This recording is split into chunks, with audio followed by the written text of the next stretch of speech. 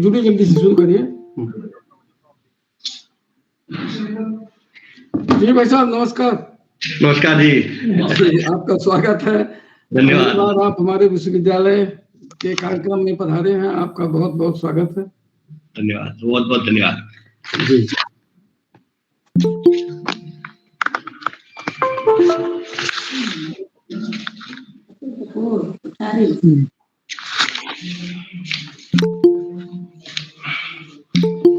आपकी आवाज नहीं आ रही है राजेंद्र जी।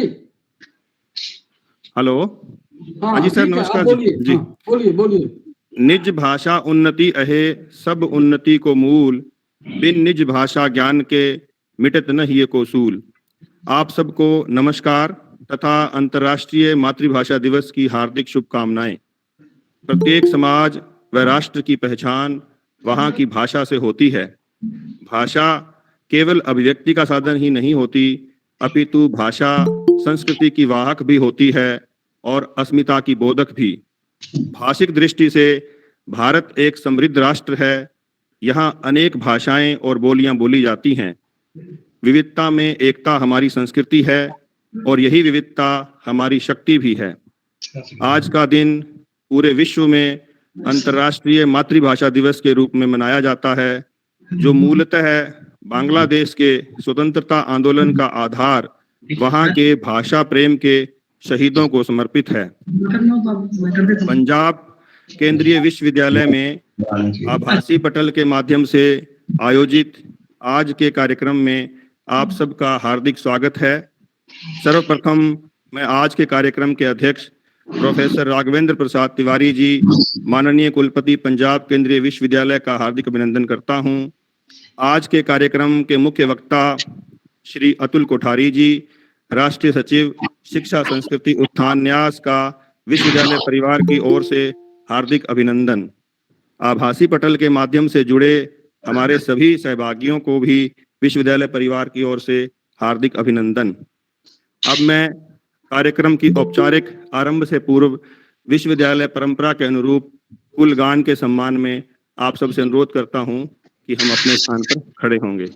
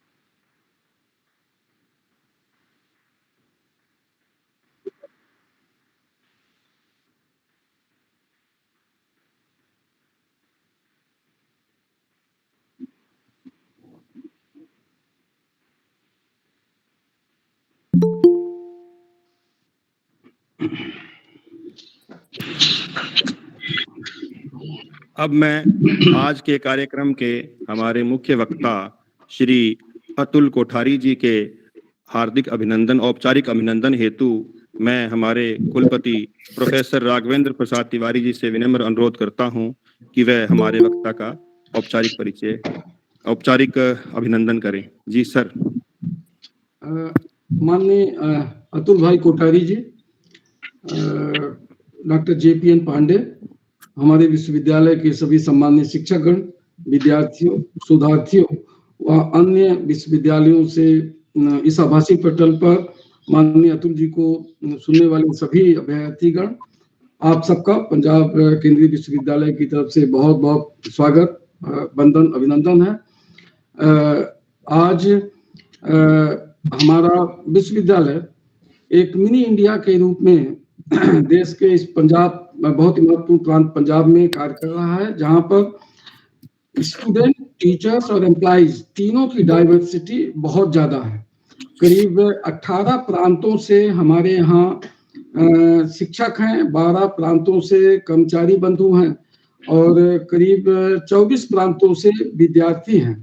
तो इस रूप में यदि हम देखें तो हमारे विश्वविद्यालय में ऐसे बहुत सारे शिक्षक, विद्यार्थी और कर्मचारीगण हैं जो विभिन्न भाषाओं का उपयोग करते हैं, जिनकी मातृभाषा अलग अलग है और बोलियां भी अलग अलग हैं। तो इस संदर्भ में हमारे विश्वविद्यालय में ये मातृभाषा दिवस बनाना अत्यंत ही सारगर्भित हो जाता है और इस कार्यक्रम की शोभा बढ़ाने के लिए और हम सब लोगों का मार्गदर्शन करने के लिए हमारे छोटे से अनुरोध पर माननीय अतुल कोठारी जी ने अपनी सहज स्वीकृति दी और आज हम सबके बीच हैं। उनका मैं बहुत बहुत स्वागत करता हूं। जैसा कि उद्बोधन में कहा गया, राजेंद्र जी ने बताया कि भाषा केवल एक कम्युनिकेशन का मीडियम नहीं है, अपने विचारों को रखने के साथ साथ ये एक संस्कृति की संवाहक है और इसके साथ साथ जो सांस्कृतिक विरासत है, जो परंपरा है, जो जीवन मूल है, जीवन आदर्श हैं, उनका भी इसका संवाहक करती है भाषा। और हमारे देश में तो इसका महत्व और ही ज्यादा बढ़ जाता है, जहां पर कि हर एक 10 मील में, पुराने जमाने में हम मील बोलते थे, 10 मील में बोलियां बदल जाती है, नए नए शब्दों का उपयोग होने लगता है। और इसके साथ तो और सबसे बड़ी बात यह है कि हमारी जो बोलियां हैं उनमें ऐसा ज्ञान निहित है क्योंकि जिनको हम यदि उनका उपयोग अभी नहीं करेंगे तो जो हमारे पूर्वजों ने इतनी मेहनत करके जो ज्ञान को बोलियों से जोड़ा है, उसका वो एक ज्ञान भंडार हमारा नष्ट हो जाएगा। इसलिए इन सब बोलियों के साथ साथ अपनी मातृभाषा को भी हमें जीवित रखना है और इसी परंपरा को आगे बढ़ाने के लिए हमारे विश्वविद्यालय में कल से फाउंडेशन वीक शुरू हो रहा है और इस कार्यक्रम के तहत हमने विद्यार्थियों के बीच कुछ कंपटीशंस करा रहे हैं, जैसे कि वो अपनी अपनी भाषाओं में किस तरह से हम एक दूसरे का अभिवादन करते हैं, किस तरह से प्लेजेंटरीज एक्सचेंज करते हैं। इसमें वो सब करीब 5 प्रश्न उसका उत्तर लिखेंगे विभिन्न भाषाओं में, और जब ये लिख जाएंगे तो इनका हम कंपाइलेशन करके और ई बुक के रूप में इसको प्रकाशित करेंगे। इसके साथ साथ हम ये भी प्रयास कर रहे हैं कि विभिन्न भाषाओं में जो मुहावरे हैं, जो कहावतें हैं, उनको लिखें, उनका अर्थ लिखें और वो किस संदर्भ में उनका उपयोग किया जाता है।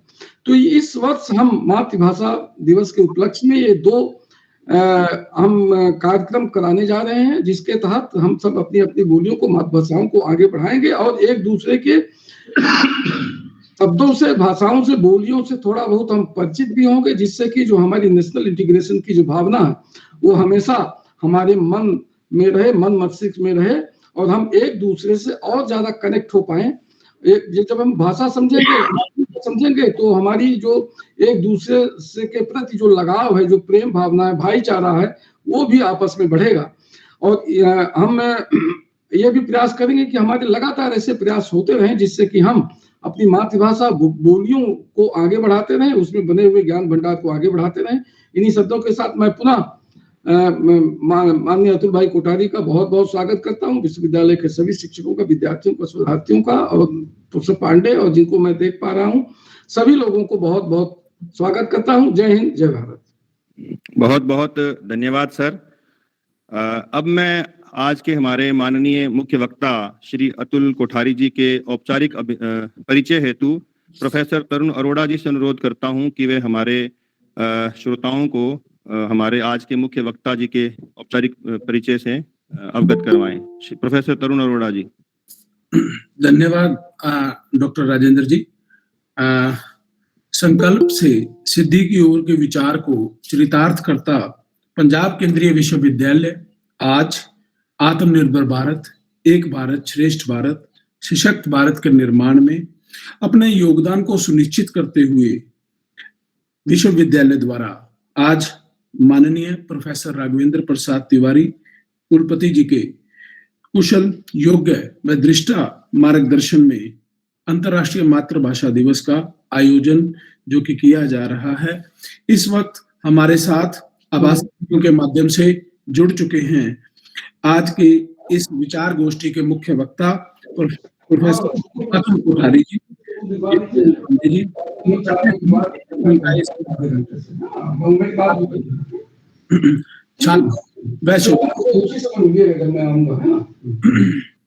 छात्रों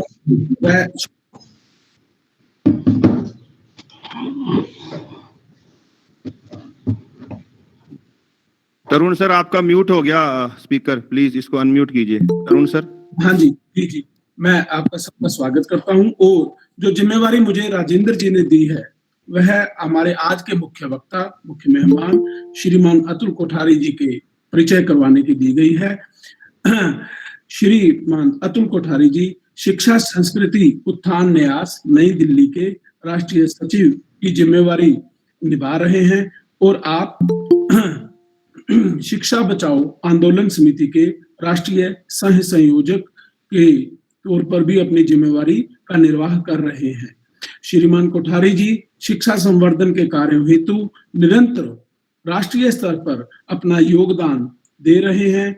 निरंतर उनकी जो निष्ठा है, क्रमठता है, उसमें वो निरंतर अपना प्रयत्न दे रहे हैं। देश की शिक्षा में नए विकल्पों पर वो अपना विचार भी रख रहे हैं, और इसके साथ साथ यदि मैं उनकी संस्थाओं से एसोसिएशन के बारे में अपना उनका जो परिचय है वो देना चाहूं तो आप हिमाचल प्रदेश स्कूल बोर्ड के सदस्य हैं, भारतीय भाषा मंच व भारतीय भाषा अभियान के संरक्षक हैं, शिक्षा स्वास्थ्य न्यास के संस्थापक हैं, दक्षिणा फाउंडेशन के संस्थापक सदस्य हैं।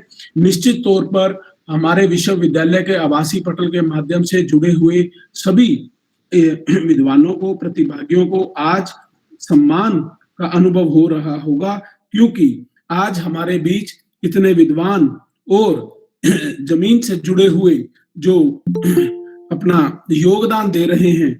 और ऐसे विद्वान अतिथि हमारे बीच में आज मुख्य वक्ता के रूप में अपने विचार रखेंगे। आप पंजाब टेक्निकल यूनिवर्सिटी के value education board of studies, जो मूल्य आधारित शिक्षा पर बोर्ड ऑफ स्टडी है, उसके भी आप सदस्य हैं। चरित्र निर्माण और व्यक्तित्व के समग्र विकास की पाठ्यक्रम समिति के आप सदस्य हैं और लगभग 1979 से ही आप सामाजिक सेवा के क्षेत्र में अपना योगदान देते आ रहे हैं।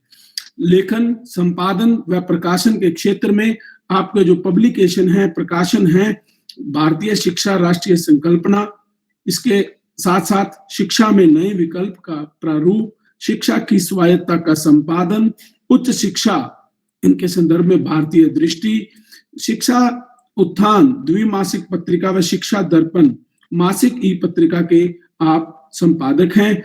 आपके योगदान को देखते हुए आपको भारतीय भाषा प्रतिष्ठान राष्ट्रीय परिसर मुंबई द्वारा राष्ट्रभाषा स्वतंत्रता सेनानी का आजीवन प्रमाण सम्मान से नवाजा गया है। सामाजिक क्षेत्र में उल्लेखनीय योगदान हेतु आपका विशिष्ट सम्मान वर्ष 2010 में किया गया।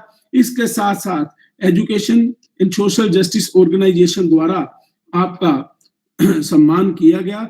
और अगर मैं आपके सम्मान की, आपके प्रकाशनों की सूची पढ़ने बैठ जाऊं तो शायद मैं जो मुझे समय आवंटित किया गया है थोड़ा संक्षिप्त कर दीजिए। और आपका जो संकल्प सूत्र जो आपका है, देश को बदलना होगा तो शिक्षा को बदलना होगा, इसमें आपकी जो दूरदृष्टि हमें जाहिर हो रही है। निश्चित तौर पर हमारे जो प्रतिभागीगण हैं वो आपके इस व्याख्यान से लाभ उठाएंगे। समस्या नहीं, समाधान की चर्चा करने वालों की जरूरत है, जिस पर हमारे आज के मुख्य वक्ता प्रोफेसर अतुल कोठारी जी अक्सर अपना ध्यान केंद्रित करते हैं व जोर देते हैं। तो इसी के साथ मैं हमारे माननीय chancellor professor doctor Jagbir Singh ji का भी अभिवादन करता हूं पंजाब केंद्रीय विश्वविद्यालय की तरफ से, और हमारे विश्वविद्यालय के कुलपति साहब प्रोफेसर राघवेंद्र प्रसाद तिवारी जी भी हमारे आज चांसलर, हमारे कुलाधिपति साहब प्रोफेसर जगबीर सिंह जी का अभिवादन कर रहे हैं और उसका मैं पुष्टि करता हूँ। ओवर टू राजेंद्र जी। राजेंद्र जी आप कुछ बोले। मैं अपने माननीय कुलाधिपति महोदय प्रोफेसर जगबीर सिंह का बहुत बहुत स्वागत करता हूं। और आप आज ही पधारे हैं अभी 5 मिनट पहले, और आपने इस प्रोग्राम में ज्वाइन करके हमारी प्रतिष्ठा बढ़ाई है। और माननीय अतुल कोठारी जी के सम्मान में भी आपने इसको कार्यक्रम को ज्वाइन किया है। मैं अपने स्वयं की तरफ से, पूरे विश्वविद्यालय के तरफ से आपका बहुत बहुत स्वागत करता हूं। और मुझे पूर्ण विश्वास है कि आपका मार्गदर्शन हमेशा हमारे पूरे विश्वविद्यालय परिवार को मिलता रहेगा। नमस्कार, सत श्री अकाल। नमस्कार सर। नमस्कार सर। नमस्कार सर, बहुत बहुत स्वागत सर, अभिनंदन विश्वविद्यालय परिवार की ओर से। अब मैं आज के मुख्य वक्ता माननीय श्री अतुल भाई कोठारी जी से अनुरोध करता हूं कि वो अपने संबोधन से हम सबको लाभान्वित करें। जी कोठारी जी। पंजाब केंद्रीय विश्वविद्यालय के सम्मानीय कुलाधिपति प्रोफेसर जगबीर सिंह जी, कुलपति प्रोफेसर राघवेंद्र प्रसाद तिवारी जी, इस कार्यक्रम का संचालन कर रहे डॉक्टर राजेंद्र कुमार, प्रोफेसर अरोड़ा जी, विश्वविद्यालय के सम्मान्य कुल सचिव जी, तथा इस आभासी माध्यम से इस वेबिनार में प्रतिभागिता कर रहे सभी सम्मानीय आचार्य बंधुओं बहनों, प्रिय छात्र भाई और बहनों, सबसे पहले मैं आप सभी को अंतर्राष्ट्रीय मातृभाषा दिवस की बहुत बहुत शुभकामनाएं देता हूं। साथ साथ मैं विश्वविद्यालय के कुलाधिपति, कुलपति और परिवार के सभी सदस्यों को बहुत बहुत अभिनंदन भी करता हूं कि आपने इस अंतर्राष्ट्रीय मातृभाषा दिवस निमित्त एक सुंदर आयोजन किया है, तो इसलिए आप सब लोग साधुवाद के पात्र हैं।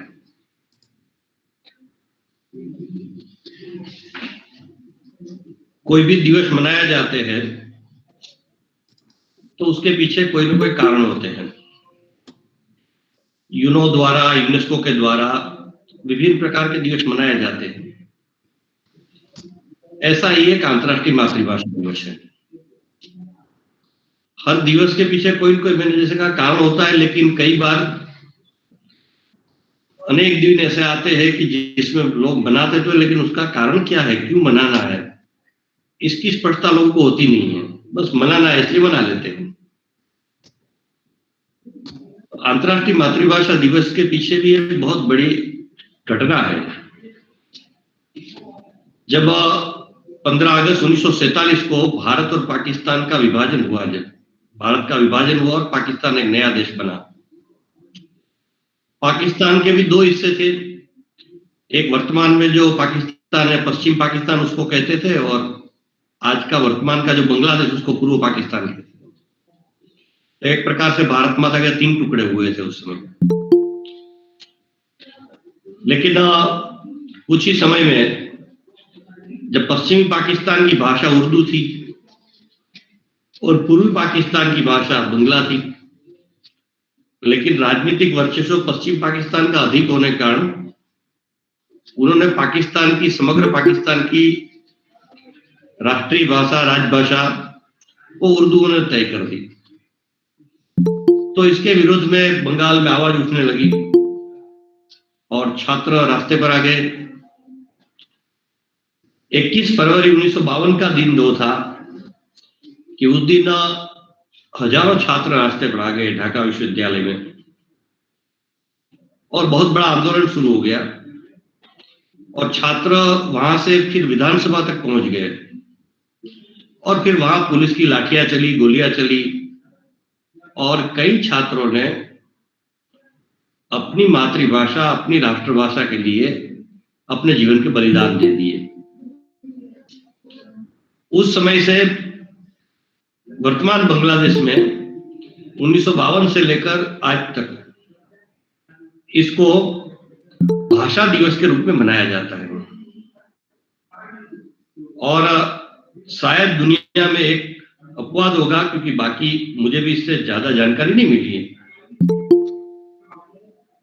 कि इस दिवस सार्वजनिक छुट्टी होती है बांग्लादेश में। तो इस भाषा आंदोलन दिवस की सार्वजनिक छुट्टी बांग्लादेश में पूरे देश में रहती है। यानी तात्पर्य है कहने का कि भाषा का कितना बड़ा महत्व होता है जीवन में। और आप सब जानते हैं, हम सब जानते हैं कि यहीं से शुरुआत हुई और बाद में पाकिस्तान के 2 टुकड़े हो गए और बांग्लादेश अलग देश बना। इसकी नींव भाषा आंदोलन में है। और बाद में 1999 में यूनेस्को ने इसको मान्यता दी, और 2008 में संयुक्त राष्ट्र यूनो ने भी इसको स्वीकार किया, और अंतर्राष्ट्रीय मातृभाषा दिवस पूरे दुनिया में मनाना प्रारंभ हुआ। परंतु मुझे स्मरण है कि हमने 2010 में भाषाओं पर काम शुरू किया, शिक्षा संस्कृत उत्थान न्यास के द्वारा। आपको सही बताऊं, तब तक मातृभाषा दिवस की मुझे भी कोई जानकारी नहीं थी, लेकिन हमने काम शुरू किया तो फिर धीरे धीरे गहराई में जाने का प्रयास किया। तब मालूम हुआ कि भाई ऐसा कोई दिन भी मनाया जाता है, क्योंकि भारत में मैंने तो नहीं सुना था कहीं मनाया जाता है अंतर्राष्ट्रीय मातृभाषा दिवस। तो फिर हमने मनाना प्रारंभ किया। तब पहले साल तो हमने भी एक देश भर में 20-25 स्थानों पर मनाया था। हमारा काम की भी शुरुआत थी उस समय। लेकिन आपको आश्चर्य और आनंद होगा कि हम लोगों ने तो धीरे धीरे हमारे न्यास के स्तर पर तो आगे बढ़ाया, लेकिन देश भर विश्वविद्यालय, महाविद्यालय, राज्य सरकार, केंद्र सरकार, सब लोग इसको मनाए। इसका एक व्यापक प्रयास तब से 2012 से 11-12 से चलता रहा। तो गत साल जो हमने आंकड़े लिए थे देश भर से, कोई एग्जैक्ट आंकड़ा मिलना तो मुश्किल है हमारे पास, अंदाज से हमारे कार्यकर्ताओं की जानकारी के आधार पर आंकड़े लिए थे, तो 12,000 स्थानों पर लगभग अंतर्राष्ट्रीय मातृभाषा दिवस गत साल मनाया गया था देश में। और मैं समझता हूं कि इस वर्ष हो सकता है कि 20,000 से भी ऊपर स्थानों पर मनाया जाए। लेकिन क्यों मनाना है? बस अंतर्राष्ट्रीय मातृभाषा दिवस मनाना है? तो इसके पीछे एक सोच है।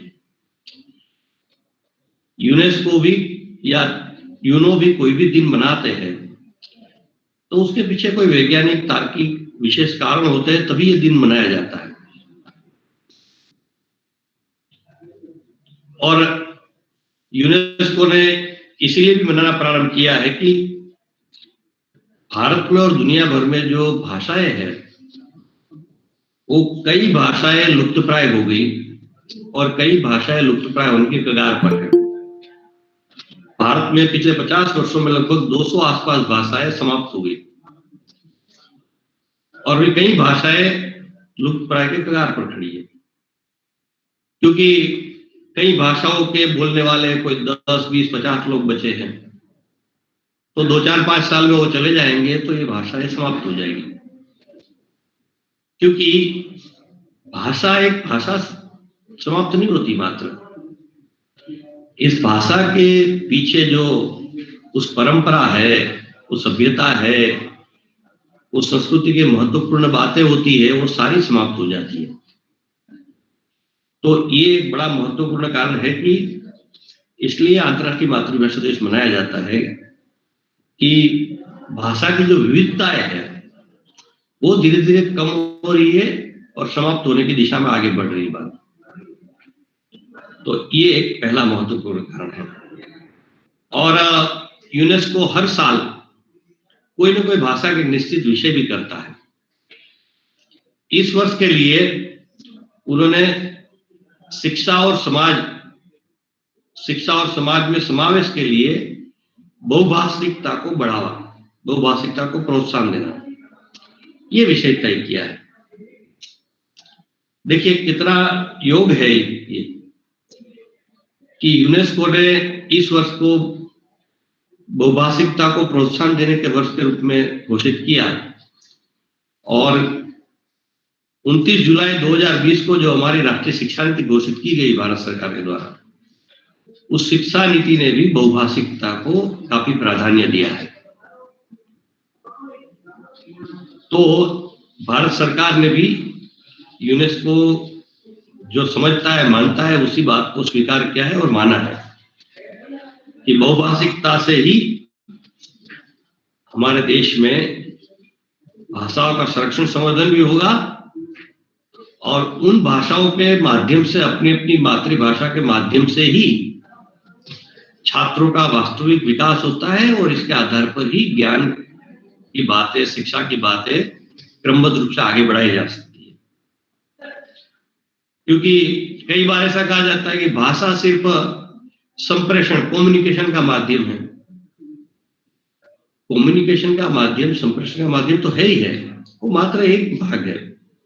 लेकिन यूनेस्को के अनुसार भाषा केवल संपर्क, शिक्षा या विकास का माध्यम न होकर, यूनेस्को के अनुसार भाषा केवल संपर्क, शिक्षा या विकास का माध्यम न होकर व्यक्ति की विशिष्ट पहचान है भाषा, उसकी संस्कृति, परंपरा एवं इतिहास का कोश है भाषा। यानी ये भाषा का महत्व है। तो इस दृष्टि से इस महत्व को पुनर्स्थापित करने के लिए इस मातृभाषा दिवस के निमित्त हम सब देशव्यापी हजारों कार्यक्रम में लाखों लोग जो सम्मिलित होते हैं, तो भाषा के महत्व पर विचार, मंथन, चिंतन के द्वारा हम इस दिन के बाद हमारी भाषाओं को आगे बढ़ाने के लिए क्या क्या व्यक्तिगत रूप से, पारिवारिक रूप से, हमारे शैक्षिक संस्थान रूप में आगे बढ़ने का प्रयास कर सकते हैं, इस दिशा में विचार चिंतन के लिए आज का दिन मनाया जाता है। और सबसे महत्वपूर्ण बात यह है कि मातृभाषा में शिक्षा ये पूर्ण रूप से साइंटिफिक, वैज्ञानिक दृष्टि है, साइंटिफिक अप्रोच है। ये सिर्फ अतुल कोठारी या तिवारी साहब नहीं कहते। वैश्विक स्तर पर भाषा के संदर्भ में जितने भी शोध, अनुसंधान, रिसर्च, सर्वे, अध्ययन हुए हैं, सबका निष्कर्ष एक ही है कि शिक्षा अपनी भाषा में होनी चाहिए। इसलिए इस नीति में बहुत ही इनकी विशेष स्पष्टता की गई है कि शिक्षा का माध्यम मातृभाषा, क्षेत्रीय भाषा, अपनी भाषा, घर की भाषा होना चाहिए। यानी इसमें से जो भी निम्नतम इकाई, छोटे छोटे इकाई, वो माध्यम होना चाहिए। तो इस दिशा में, इस शिक्षा नीति में अनेक प्रकार की बातें जोड़ी गई है। आज शिक्षा नीति की बात करें तो शिक्षा नीति में इस बात का स्वीकार किया गया है कि संभव है तो 5वीं तक या 8वीं तक, फिफ्थ तक, संभव है तो 8th तक अपनी मातृभाषा में शिक्षा का माध्यम होना चाहिए। आज हमारे यहाँ केजी से इंग्लिश मीडियम शुरू हो गया है। मित्रों, किसी भाषा का विरोध नहीं है, परंतु वैज्ञानिकता किस बात में है, तार्किकता किस बात में है। हमने आज कोई भी बात, छोटी छोटी बातें भी आज हम हमेशा लॉजिक और वैज्ञानिकता, साइंटिफिक दृष्टिकोण से हम विचार करते हैं। भाषा की बात आती तो क्यों ये भूल जाते हैं हम लोग। तो इसका पुनर्स्मरण आज के दिन करने की आवश्यकता है। महात्मा गांधी जी ने भी कहा था कि हमारे बालक ग्रेजुएट, पोस्ट ग्रेजुएट तक पढ़ाई करते हैं तो उसमें 6 वर्ष, मान लो पोस्ट ग्रेजुएट तक माने तो 17 साल लग जाते हैं, 17 ईयर। तो 17 साल में 6 वर्ष वो अंग्रेजी के पीछे खर्च कर देता है, यानी 1/3। तो उनकी जो कैपेसिटी है, जितना वो अपनी शिक्षा के पीछे समय लगाता है, उसका 1/3 वो इंग्लिश के पीछे बर्बाद करता है। और वो अपने विषय के पीछे करेंगे तो वो कितना अपने सब्जेक्ट में, अपनी फैकल्टी में वो आगे बढ़ जाएगा। तो ऐसे ही प्रत्येक महापुरुषों ने इसी बात को दोहराया है। हमारे पूर्व राष्ट्रपति और विख्यात वैज्ञानिक डॉक्टर अब्दुल कलाम जी, नागपुर के धर्मपेट कॉलेज में उनका एक व्याख्यान था। और आप सब जानते हैं कि अब्दुल कलाम जी का कहीं भी व्याख्यान होता तो बाद में प्रश्नोत्तर, क्वेश्चन आंसर हमेशा रहता था। तो उनके व्याख्यान के बाद एक छात्र ने प्रश्न पूछा कि आप इतने अच्छे वैज्ञानिक, साइंटिस्ट कैसे बने। तो अब्दुल कलाम जी ने जो उत्तर दिया था कि मैंने 12वीं तक, 12th तक विज्ञान, गणित यानी मैथमेटिक्स, साइंस सहित सारी शिक्षा मैंने अपनी भाषा, मातृभाषा में की है, इसलिए मैं अच्छा वैज्ञानिक बन सका हूं। हमारे पूर्व विख्यात वैज्ञानिक श्री सीवी श्रीनाथ शास्त्री, उन्होंने कहा था कि इंजीनियरिंग में अंग्रेजी माध्यम में पढ़ाई करने वाले बच्चे की तुलना में अपनी भाषा में पढ़ाई करने वाले बच्चे अधिक अच्छा अनुसंधान अर्थात रिसर्च करते हैं। तो ये सब बड़े बड़े साइंटिस्ट ने ये बात कही है, और भारत के नहीं, दुनिया के साइंटिस्ट ने ये बात कही है। हमारे यहाँ तर्क दिया जाता है कि ग्लोबलाइजेशन हो गया तो इसलिए अपने को सारा काम इंग्लिश में करना चाहिए। अभी ग्लोबलाइजेशन हो गया तो हमारे देश के लिए हुआ है क्या? आप जापान में जाइए, रशिया में जाइए, जर्मन जाइए, स्पेन जाइए, चीन जाइए, इजराइल जाइए, वो देश हमसे बहुत आगे है। लेकिन उन देशों में संपूर्ण शिक्षा, मेडिकल, इंजीनियरिंग, आईटी से लेकर सारी शिक्षा वहां की भाषा में है। हम लोग जब से 2010 से हमने ये काम शुरू किया, तब से मैं फिर धीरे धीरे बोलने लगा था कि भाई हमारी सारी शिक्षा, मेडिकल, इंजीनियरिंग आदि आदि सब अपनी भाषा में होनी चाहिए। इसका तात्पर्य नहीं, मैं ये नहीं कहता हूं कि कल से अंग्रेजी बंद कर दो। अंग्रेजी के साथ साथ हमारी भाषा का भी विकल्प होना चाहिए। बच्चों को जो अच्छा लगे वो भाषा लेंगे।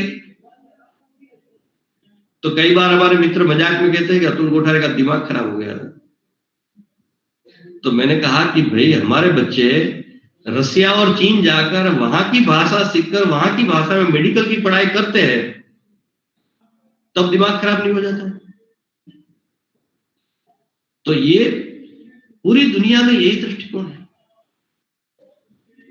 कि सारा काम, शिक्षा, सरकार का काम से लेकर जन भाषा एक ही होती है सबकी अपनी अपनी। तो वो देश ग्लोबलाइजेशन नहीं दिशा में आगे नहीं बढ़े क्या? हमसे भी तो कहीं आगे बढ़े। और दूसरा, एक संक्रांत सानू करके माइक्रोसॉफ्ट में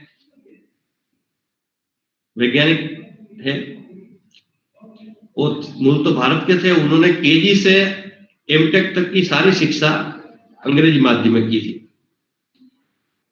उन्होंने कई देशों के प्रवास किए माइक्रोसॉफ्ट में काम करते करते। तो उन्होंने पुस्तक लिखी है अंग्रेजी माध्यम का भ्रमजाल, और उसमें उन्होंने लिखा है, एक उदाहरण सिर्फ दूंगा आपको, कि दुनिया के 20 देश जो है कि जिसका जीडीपी सबसे ज्यादा है, वो 20 देश में वहां की शिक्षा का माध्यम केजी से लेकर आईआईटी तक, जो भी कहे हमें, हायर लेवल है, हायर से हायर लेवल तक, वो सब अपनी भाषा में चल रहा है।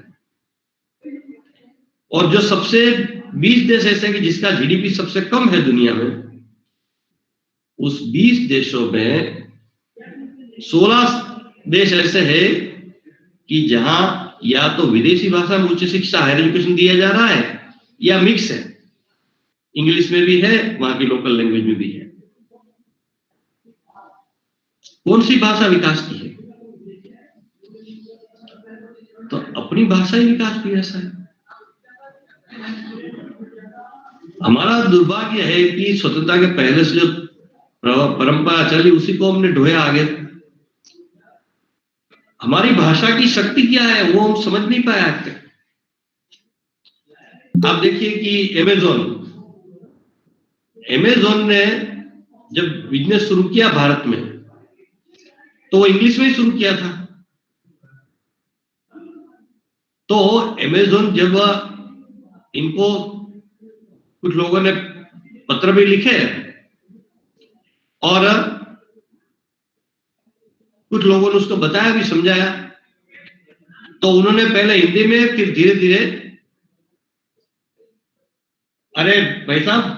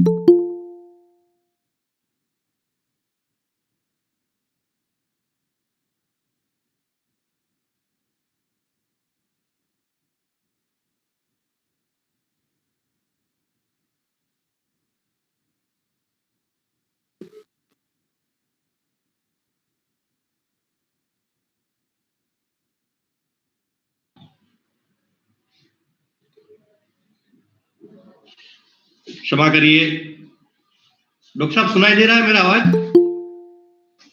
राजेंद्र जी। जी सर, सुन रहा है सर। क्षमा करिए, कुछ कनेक्टिविटी की समस्या आ गई थी। जी सर, प्लीज सर। तो जीडीपी सबसे ज्यादा जिस 20 देशों का है, वो सारे देश वहां की हायर एजुकेशन, उच्च शिक्षा अपनी अपनी भाषा में दे रहे हैं। और जिस देशों का जीडीपी 20 देशों का सबसे कम है, वहां हायर एजुकेशन या तो विदेशी भाषा में है या अपनी भाषा और विदेशी भाषा मिक्स है। तो ये शंकरान सानू जी ने सारा रिसर्च करके लिखा है। अपनी भाषा की जो शक्ति ताकत क्या है, ये कई बार हम नहीं समझ पाते हैं। जब अमेज़न ने काम शुरू किया भारत में, तब इंग्लिश में ही काम शुरू किया था। बाद में उनको बताया गया कि भाई यहाँ इंग्लिश में काम करने से आपका व्यवसाय नहीं आगे बढ़ेगा। जैसे ने पहले शुरू में हिंदी में और बाद में सारी भाषाओं में काम शुरू किया, तो उनका बिजनेस कई गुना बढ़ गया।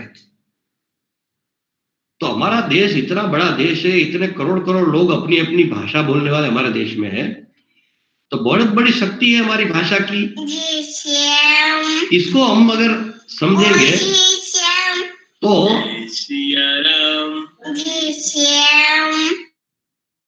अरे ये किसका आवाज आ रहा है? आप फ्रेंड से रिक्वेस्ट है कि प्लीज अपना माइक ऑफ रखें। जय सिया राम।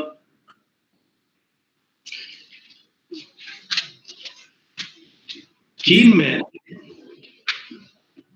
आप जाइए, कई लोग मुझे तर्क देते हैं कि चीन में भी इंग्लिश का चलन शुरू हो गया है। जय सिया राम। उषा मैडम, आप सुन पा रहे हैं? मैडम जरा चेक कीजिए। हाँ प्लीज चेक कीजिए। जी सर, जी भाई। तो चीन एक रणनीति के तहत इंग्लिश का उपयोग कर रहे, नहीं कर रहे ऐसा नहीं है। रणनीति के तहत एक स्ट्रेटेजी के रूप में हमने भी दुनिया की 10 महत्वपूर्ण भाषाओं के विद्वान तैयार करने चाहिए।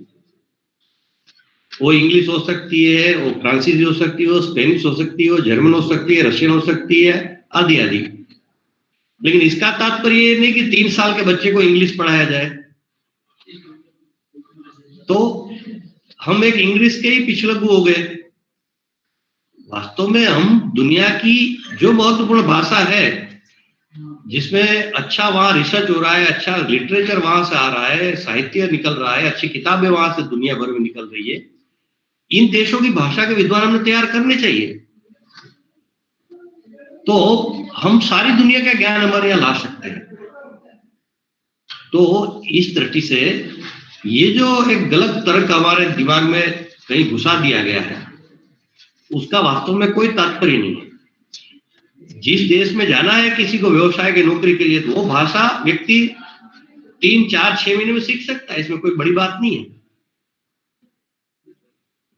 तो ग्लोबलाइजेशन के कारण हमको दूसरी भाषा सीखे वो आपत्ति नहीं, लेकिन हमारी भाषा छोड़नी नहीं चाहिए। इसी प्रकार आज दुनिया ग्लोबल हो गई, तो इस शिक्षा नीति में एक बहुत अच्छा विचार किया गया है। एक राष्ट्रीय अनुवाद संस्थान, ट्रांसलेशन इंस्टीट्यूशन नेशनल लेवल का, ये एस्टैब्लिश करने की बात की गई है। क्योंकि आज हमारे देश में भी अलग अलग भाषाओं में इतनी अच्छी अच्छी ज्ञान की किताबें होती है। उदाहरण के लिए कन्नड़ा, बंगला आदि आदि हम लोग नहीं पढ़ पाते हैं, क्योंकि वो उस भाषा में, तो वो भाषा हम नहीं जानते। लेकिन अगर अपनी भाषा में अनुवाद हो जाए, हिंदी में, पंजाबी में आदि, तो अपने ही देश का ज्ञान हम उपयोग नहीं कर पा रहे इस कारण से। तो अनुवाद संस्थान का पहला काम ये है। दूसरा काम ये है कि जैसे मैं तो कभी जापान गया नहीं, लेकिन आप में से कई विद्वान जापान जाते हैं, ऐसे मित्र हैं, तो उन्होंने मुझे बताया कि जापान में कोई भी दुनिया की अच्छी पुस्तक छपती है ज्ञान की, तो 1 महीने में वो जापानी भाषा में अनुवाद कर देते हैं। हम कहते हैं कि हमको भारत को एक नॉलेज सोसाइटी बनाना है, और हम कहते हैं कि नॉलेज तो इंग्लिश में ही लेना पड़ेगा आपको। वास्तविक इंग्लिश जानने वाले कितने लोग देश में, बहुत बड़ा प्रश्न है।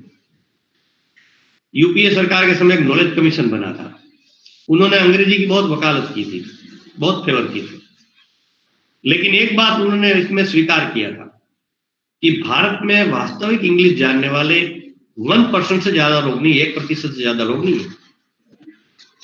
तो 1% लोगों को ज्ञान मिल जाएगा तो देश ज्ञानवान बन जाएगा, नॉलेज सोसाइटी बन जाएगा।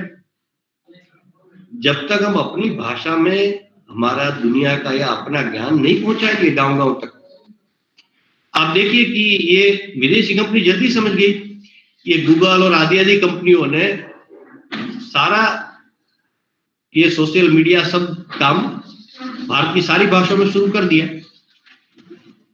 तो इससे उनका बिजनेस बहुत बढ़ गया और हमारे गांव-गांव तक लोग ईमेल का उपयोग करने लगे, व्हाट्सएप का उपयोग करने लगे, फेसबुक का उपयोग करने लगे।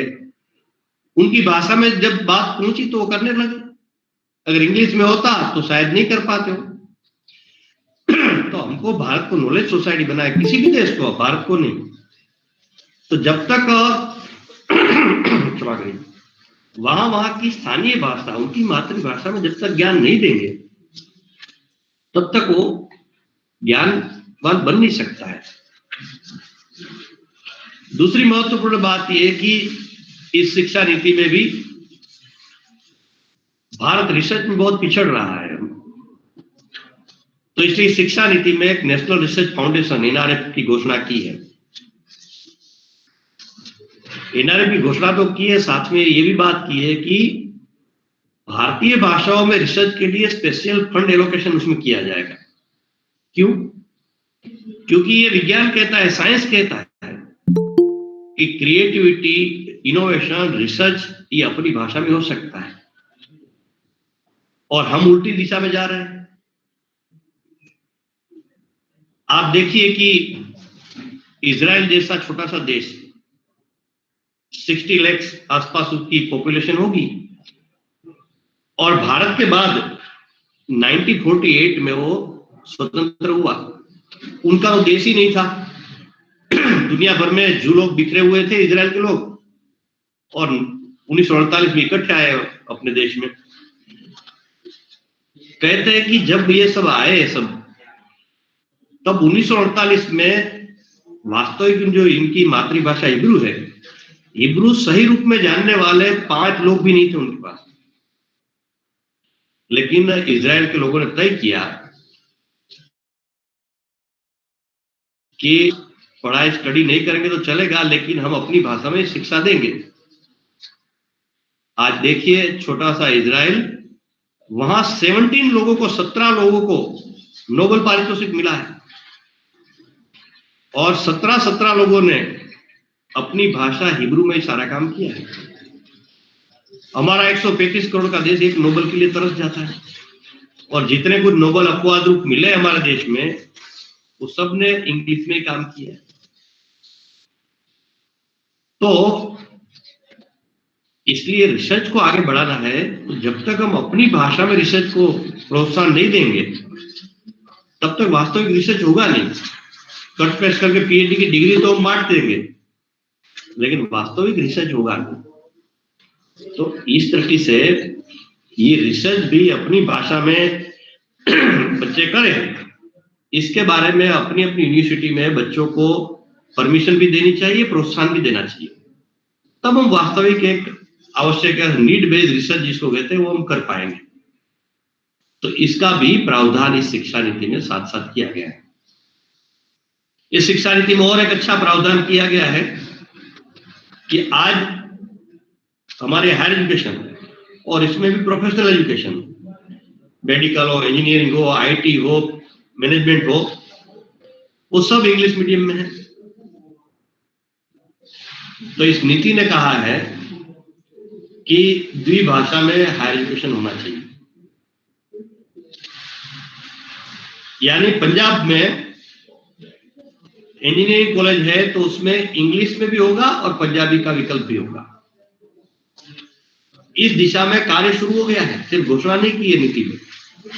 कल ही एक कार्यक्रम में एआईसीटी के सेक्रेटरी मेरे साथ थे, तो उन्होंने कहा कि हमारा काम शुरू हो गया है और हम अगले साल तक फर्स्ट ईयर की पुस्तकें हम सारी देश की प्रमुख 22 भाषाओं में हम उपलब्ध करा देंगे।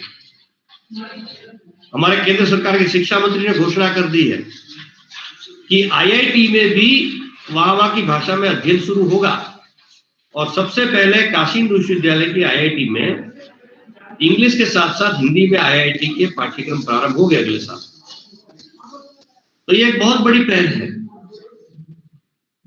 और अपनी भाषा में शिक्षा को आगे बढ़ाने का एक बहुत बड़ा कदम इस नीति में लिया गया है। सरकार ने तो निर्णय कर लिया, सरकार नीति दे देगी, सरकार पाठ्यक्रम दे सकती है, लेकिन सरकार हमको पढ़ा तो नहीं सकती। हम नहीं चाहेंगे तो सरकार क्या करेगी? कुछ नहीं कर सकती। तो इसलिए समाज मानस तैयार करना पड़ेगा। जो एक भ्रम फैलाया गया है, मैं किसी को दोष नहीं दे रहा हूं, लेकिन एक भ्रम फैलाया गया है कि बिना इंग्लिश कुछ हो ही नहीं सकता। फिर मैं कहता हूं मित्रों, इंग्लिश का विरोध नहीं है मेरा। हमारे बच्चे समझदार हो जाए, 10 भाषाएं सीखे, कोई आपत्ति नहीं है। इसका तात्पर्य यह नहीं है कि 3 साल के बच्चे को इंग्लिश मीडियम शुरू कर दें। भाषा सीखना ये एक शौक का विषय हो सकता है, वो भी एक ज्ञान वृद्धि का माध्यम है। कई प्रकार की भाषा विद्वान लोग वही सीख सकता है, तो इसमें आपत्ति नहीं है। लेकिन मीडियम ऑफ इंस्ट्रक्शन, शिक्षा का माध्यम, वो अपनी भाषा ही होना चाहिए और वो साइंटिफिक अप्रोच है। इसलिए समाज मानस भी इसके लिए तैयार हमने करना पड़ेगा। अगर हम तैयार नहीं होंगे एजुकेशन फील्ड के लोग, तो सरकार कुछ भी कर ले, कुछ नहीं बदला होगा। मुझे मालूम है कि 2 राज्यों में 15 साल पहले वैदिक मैथ्स को मैथमेटिक्स के अंतर्गत इंट्रोड्यूस किया गया कुछ मात्रा में, लेकिन वहां आज तक नहीं पढ़ाया गया, क्योंकि वहां के शिक्षकों ने कहा कि ये नई झंझट कहां से आएगी, हमको सीखना पड़ेगा। तो सरकार के निर्णय के बावजूद पाठ्यक्रम में आने के बाद भी वो बातें आगे नहीं बढ़ पाई। तो समाज मानस में जो भ्रम है उसको हमने तोड़ना पड़ेगा। इस प्रकार की संगोष्ठियां, वेबिनार, सेमिनार आदि का आयोजन करके जो साइंटिफिक अप्रोच है, जो लॉजिकल बात है, वो समाज तक पहुंचाने का कार्य हम सब शिक्षा जगत के लोगों का काम है। मैंने इसलिए आपको शुरू में अभिनंदन और साधुवाद दिया, लेकिन एक अपने केंद्रीय विश्वविद्यालय के द्वारा सिर्फ कार्यक्रम करने से बात नहीं बनेगी। हम जो इस वेबिनार में जो पार्टिसिपेट कर रहे हैं, सहभागिता कर रहे हैं, हम सब अपने अपने स्तर पर इस दिशा में इस प्रकार के आगे के दिनों में कार्यक्रम आयोजित करने की प्लानिंग करें। अपने अपने डिपार्टमेंट के अनुसार भी कर सकते हैं। हम लोगों ने अंतर्राष्ट्रीय मातृभाषा दिवस 21 से 28 का पूरा सप्ताह दिया है इसलिए, क्योंकि एक दिन में इतने बड़े देश में सारे संस्थानों में संभव नहीं हो पाता है। तो इसलिए आप आगे 28 तारीख तक कर सकते हो और 28 के बाद भी शिक्षा नीति के अंतर्गत जो भाषा की सारी बात आई है उसको ठीक से समाज तक पहुंचाने का काम हम लोग कर सकते हैं। हमारे माननीय प्रधानमंत्री जी ने इस नीति के बाद एक बार विद्वानों को संबोधित करते हुए कहा था कि ये नीति सरकार की नहीं है, समाज की है। समाज की नीति तब बनेगी कि नीति समाज तक हम पहुंचाएं। तो मैं आप सबसे प्रार्थना करना चाहता हूं कि इसका इम्प्लीमेंटेशन पॉलिसी जो आ गई है, भाषा एक विषय है, बाकी बहुत सारे विषय हैं, तो इसका इम्प्लीमेंटेशन की पहल हम लोगों ने करनी चाहिए। इसका पहली पहल क्या है इम्प्लीमेंटेशन की? इस पॉलिसी का डॉक्यूमेंट है, जो प्रारूप है, वो हम सब अच्छी तरह से स्टडी अध्ययन करें।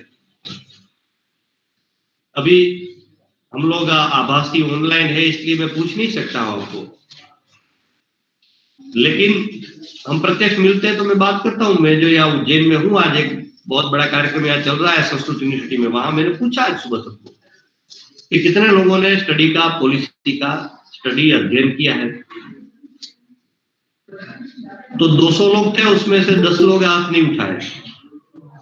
तो मैंने कहा कि शिक्षा जगत के लोग हम अगर अध्ययन नहीं करेंगे तो कौन करेगा? और अध्ययन नहीं करेंगे, स्टडी नहीं करेंगे तो इम्प्लीमेंटेशन का प्रश्न ही नहीं आएगा। तो पहली बात यह है कि हम सब इस पॉलिसी का अच्छी तरह से अध्ययन, स्टडी करें। दूसरी बात है कि इस प्रकार की संगोष्ठी, सेमिनार, वेबिनार, चाहे ऑनलाइन हो चाहे प्रत्यक्ष हो, ये सीरीज बंद हम लगातार करें, तभी बातें समाज तक पहुंचेगी। ये दूसरा काम है।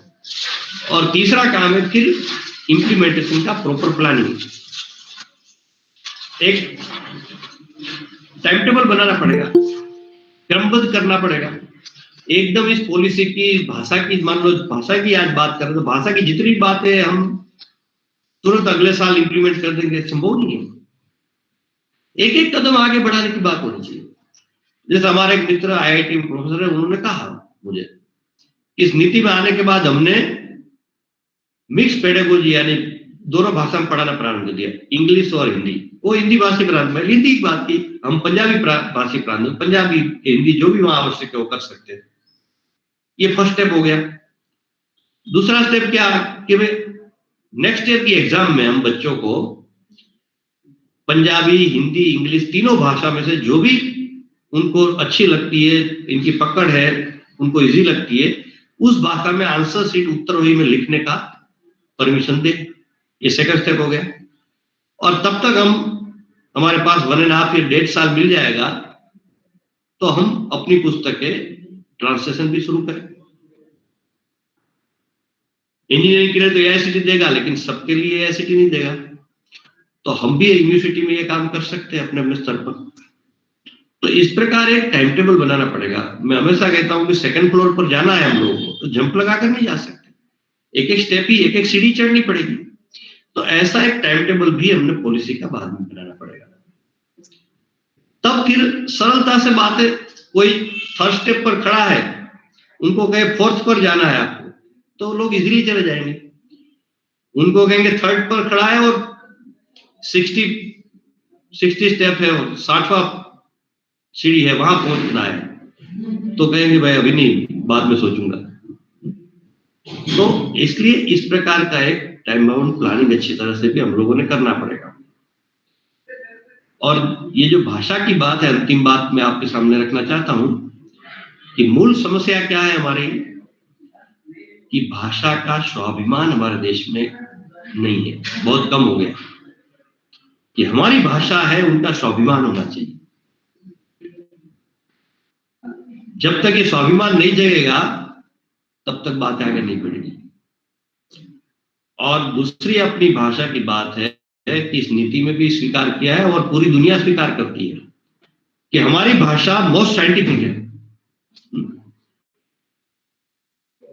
पूरी दुनिया स्वीकार करती है, अतुल कोठारी नहीं, पूरी दुनिया स्वीकार करती है। तो इसलिए दुनिया भर के बड़े बड़े साइंटिस्ट, नोबेल ऑरेटर ने हमारी संस्कृत को अध्ययन किया, क्योंकि हमारा सारा प्राचीन साहित्य संस्कृत में है, तो उसका उनको अध्ययन करना था, इसलिए उन्होंने संस्कृत का अध्ययन किया। तो दुनिया तो हमारी भाषा, हमारी संस्कृति, हमारे ग्रंथ, हमारी सारी बातों को स्वीकार करने के लिए तैयार है। प्रश्न है हम है क्या? दुनिया को कुछ देना है हमको, तो पहले तो हमको तो लेना पड़ेगा, फिर दुनिया को दे सकते हैं। जब एडिसन ने ग्रामोफोन का शोध किया तो उन्होंने विचार किया कि किसी बड़े व्यक्ति का, विद्वान व्यक्ति का पहला वॉइस उनका रिकॉर्ड किया जाए। तो मैक्स मुलर के पास गए, तो मैक्स मुलर ने कहा कि बात तो बहुत अच्छी है आपने और बहुत बड़ा काम आपने किया है, लेकिन हम दोनों बैठकर इसको रिकॉर्ड कर लेंगे, इसके बदले कोई एक फंक्शन आयोजित किया जाए जिसमें विद्वानों को बुलाया जाए और वहां करेंगे। तो एडिसन तो बहुत खुश हो गया, तो कि जरूर, और आयोजन हो गया और सारी तैयारी हो गई और वो समय आ गया कि रिकॉर्डिंग स्टार्ट करने का। एडिसन वहां खड़े हैं, मैक्स मुलर तैयार है बोलने के लिए। तो मैक्स मुलर ने पहला वाक्य कौन सा बोला, पहला सेंटेंस, आप शायद स्वीकार भी करने में तो कष्ट होगा, लेकिन आपको आश्चर्य और आनंद होगा। मैक्स मुलर बोले, अग्नि मिड़े पुरोहितम। अग्निमीडे पुरोहितम, ये छोटा सा एक वाक्य मंत्र कहां से लिया गया है? तो दुनिया का प्राचीनतम ग्रंथ है ऋग्वेद, और ऋग्वेद का पहला मंत्र श्लोक ही है। वहां के विद्वान समझ नहीं पाए क्योंकि संस्कृत में बोले थे वो अग्निमीडे पुरोहितम ही है। तो मैक्स मुलर ने फिर उसका ट्रांसलेशन अनुवाद किया। जैसे ही अनुवाद किया, ट्रांसलेशन किया, सारे लोग खड़े हो गए और खड़े होकर तालियां बजाई।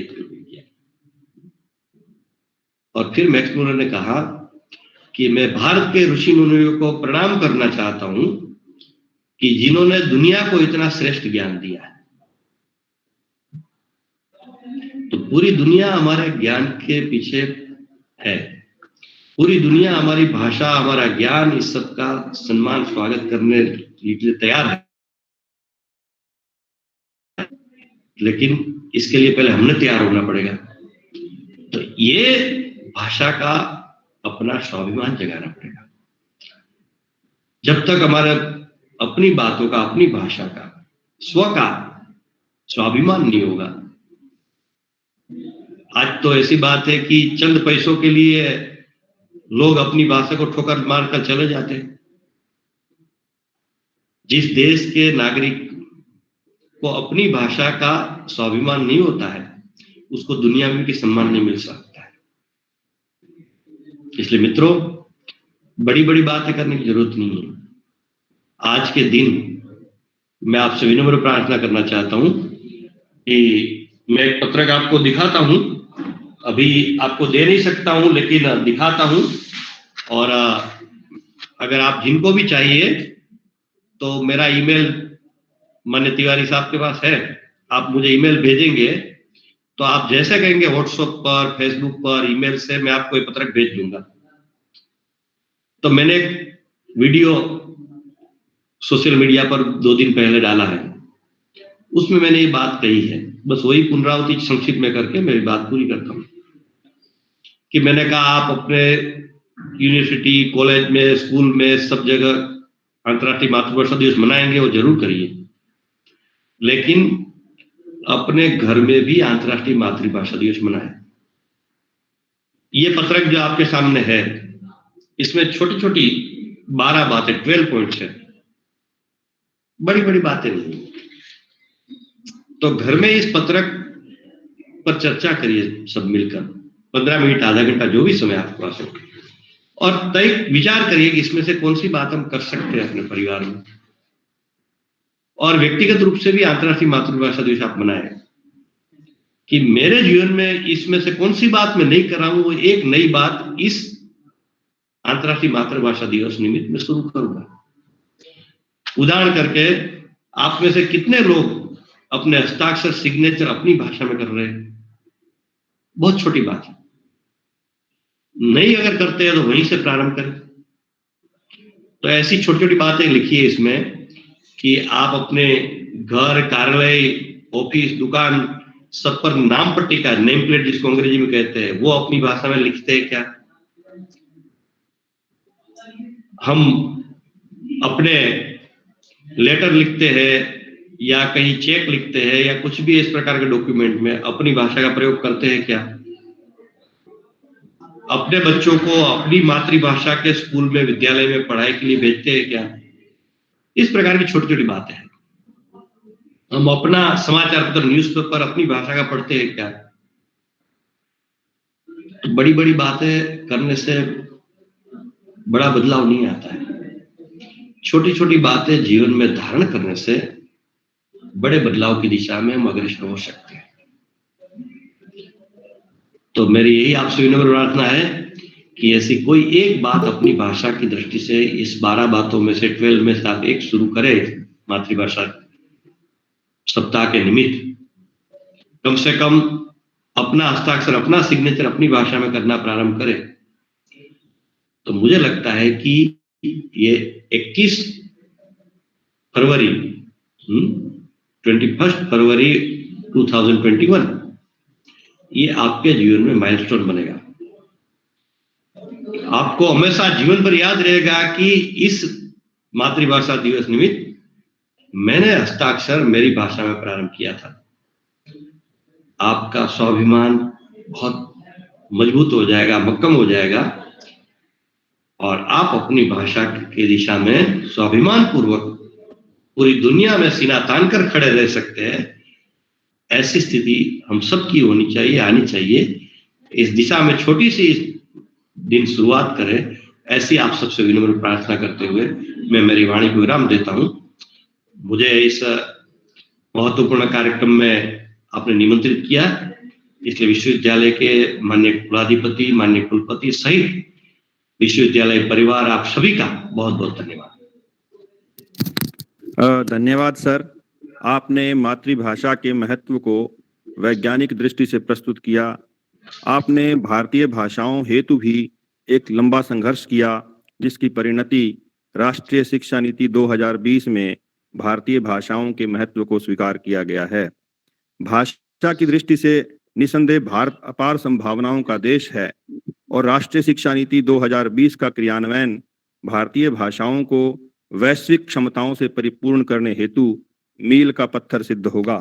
सर, आपके ध्यानाकर्षण हेतु बताना चाहूँगा कि पंजाब केंद्रीय विश्वविद्यालय बठिंडा राष्ट्रीय शिक्षा नीति के क्रियान्वयन हेतु हमारे कुशल नेतृत्वकर्ता हमारे कुलपति प्रोफेसर राघवेंद्र प्रसाद तिवारी जी के नेतृत्व में अथक प्रयासरत है।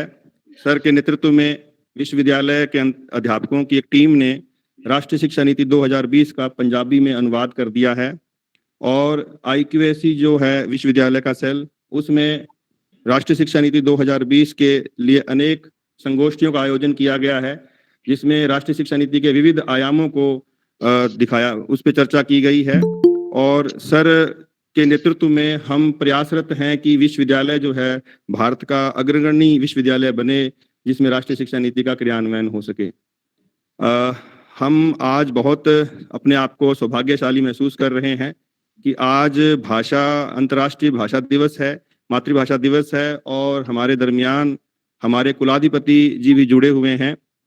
हमारे कुलाधिपति जी स्वयं पंजाबी भाषा और साहित्य के आचार्य एवं प्रख्यात विद्वान हैं और मैं उनसे अनुरोध करता हूं कि आज के इस पावन अवसर पर, मातृभाषा दिवस के अवसर पर, हम सबको अपने आशीर्वचनों से अनुग्रहित करें। हमारे कुलाधिपति प्रोफेसर जगबीर सिंह जी, आपसे मैं अनुरोध करता हूं सर कि आप हमें अपना आशीर्वाद दें। सभी को मेरी तरफ से सत श्री अकाल, नमस्कार। मुझे बहुत प्रसन्नता हुई कि आज एक नए रूप में इस यूनिवर्सिटी से जुड़ने के मौके पर एक वेबिनार के रूप में मेरा संपर्क जुड़ रहा है। तो इस यूनिवर्सिटी के बहुत ही कर्मशील वाइस चांसलर राघवेंद्र प्रसाद तिवारी जी, आदरणीय अतुल कोठारी जी से मेरा संपर्क तकरीबन 10-12 साल से है। शिक्षा संस्कृति उत्थान न्यास, ये एक ऐसी संस्था है जो शिक्षा के बारे में और संस्कृति के बारे में बहुत ही महत्वपूर्ण दिशा में काम कर रही है। और ख़ास तौर पर जब हमारी भारत की शिक्षा नीति का निर्माण हो रहा था, तो उस वक्त बहुत सरगर्मी से आदरणीय अतुल कोठारी जी ने हमारी एक टीम में सभी को चर्चा के लिए बुलाया और बहुत से ऐसे विषय जो हमारे देश, हमारी संस्कृति और हमारी सभ्यता की शिक्षा के लिए अनिवार्य हैं, तो उनके बारे में एक चेतना पैदा करने में इनका बहुत योगदान है।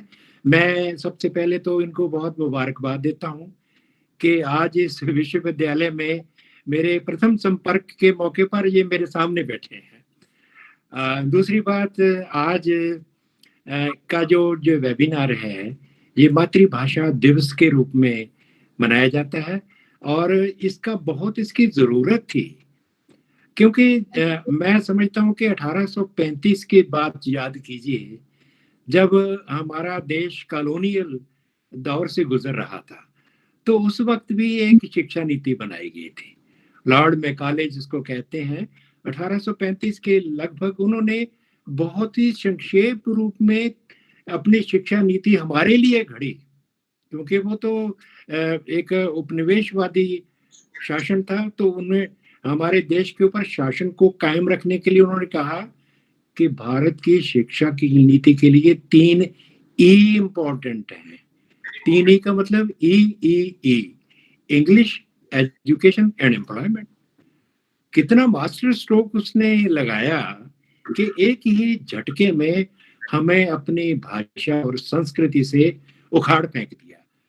और देखिए कि उन्होंने एजुकेशन के साथ एम्प्लॉयमेंट जोड़ के हमारी नई पीढ़ियों को एक तरह का प्रलोभन दे दिया कि अगर आपने एम्प्लॉयमेंट हासिल करनी है तो आपको इंग्लिश पढ़नी पड़ेगी। इंग्लिश पढ़ोगे तो वहाँ जो उसकी संस्कृति है वेस्टर्न, उसके साथ संपर्क होगा।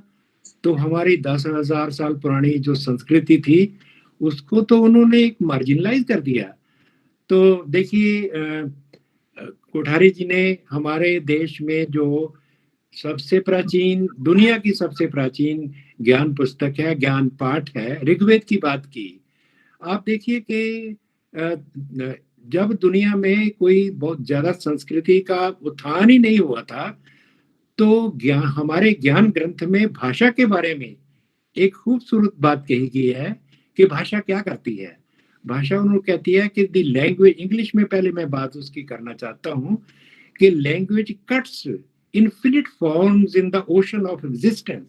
ये जो भाषा है वो अस्तित्व के महासागर में एक अनंत रूपों का निर्माण करती है। तो मतलब कि आप देखिए कि ऋग्वेद की वो जो एक छोटी सी सूत्र वाली बात है, भाषा की चेतनता इतने प्राचीन काल में हमारे ऋषियों को थी। और फिर जब देखिए कि हमारे भर्तृहरि, उन्होंने जब ज्ञान की बात की, एक सूत्र में उन्होंने बहुत खूबसूरत बात की कि ज्ञानम सर्वम शब्देन भासते, कि सारा ज्ञान शब्द के माध्यम से निर्मित होता है। अब देखिए भाषा और ज्ञान का संबंध गहरा है।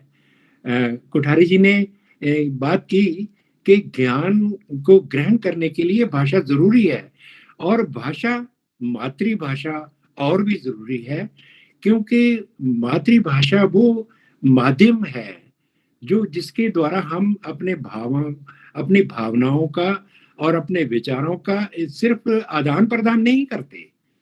भाषा हमारे लिए एक ऐसे यथार्थ का, एक ऐसे अर्थों का निर्माण भी करती है। और देखिए हमारी बदकिस्मती ये कि 1947 में आजाद तो हम हो गए, लेकिन नीति वही चलती रही।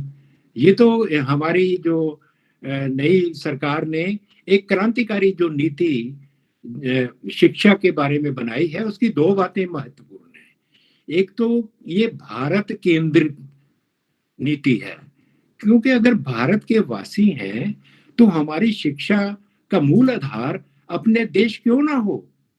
अपने देश की के इर्द गिर्द हमारी भाषा नीति का निर्माण होना चाहिए। और दूसरी बात कि जितनी मातृभाषाएं हैं हमारे देश की, सभी को एक शिक्षा के अंदर एक सम्माननीय स्थान मिलना चाहिए। शिक्षा का माध्यम अगर हम मातृभाषा में बनाते हैं, उससे मौलिक चिंतन की बुनियाद रखी जाती है। तो बहुत सी बातें मुझे लगता है कि वेबिनार के आज के मौके पे, मातृभाषा दिवस के मौके पर, हमें जो सोचने वाली बातें हैं वो यही हैं कि अगर हमें अपनी जड़ों के साथ जुड़ना है और हमें एक ऐसे मानव को जन्म देना है जो अपनी जो संस्कृति और सभ्यता के साथ एक सुर होकर जीने का साहस कर सके और स्वाभिमान से जी सके, उसके लिए हमें अपनी मातृभाषा को उसका बनता स्थान देना पड़ेगा। और मुझे अच्छा लगा कि आज 21/2/21 है। कोठारी जी ने कहा कि ये बहुत ही खूबसूरत दिन है, मातृभाषा दिवस। जो आज का मातृभाषा दिवस है, ये हमें याद रखना चाहिए, बार बार याद करने की जरूरत है कि शिक्षा का तो महत्व ही यही है कि हम अपने आप के बारे में और अपने समाज के बारे में और इस ब्रह्मांड के बारे में अगर हमें अपना वास्तविक ज्ञान होगा तो उस ज्ञान के साथ जैसा जीवन हम जिएंगे वो एक प्रामाणिक जीवन होगा, वो उधारा जीवन नहीं होगा, एक बनावटी जीवन नहीं होगा। हमें हमारी तो बदकिस्मती रही है कि हम दूसरों की भाषा में ज्ञान ग्रहण करते रहे हैं और सेकंड रेट की उसमें बातें करते रहे हैं। ये बात अब नहीं चलनी चाहिए। हमें चाहिए कि आज उस स्वाभिमान के साथ अपनी मातृभाषाओं के साथ जुड़ें और ज्ञान की जो नीति, देखिए सरकार तो एक मौका देती है, उसको लागू करना, उसको अपने जीवन में धारण करना, उसके लिए प्लानिंग करना, ये तो विश्वविद्यालयों का और सरकारों का, स्थानिक सरकारों का काम होता है। और मुझे बहुत अच्छा महसूस हो रहा है। ये तो पदवियों की कोई बात नहीं होती। मुझे तो खुशी इस बात की है कि इस उम्र में मुझे एक मौका मिला है कि जो कुछ मैंने 50-60 साल के अध्ययन से ग्रहण किया है, मातृभाषा में ग्रहण किया है, और मुझे लगा है कि हमारी पंजाबी में जो ज्ञान की परंपरा है वो संस्कृत भाषा से जुड़ी हुई है। हमारे विद्वान कहते हैं कि संस्कृत पुरानी पंजाबी है।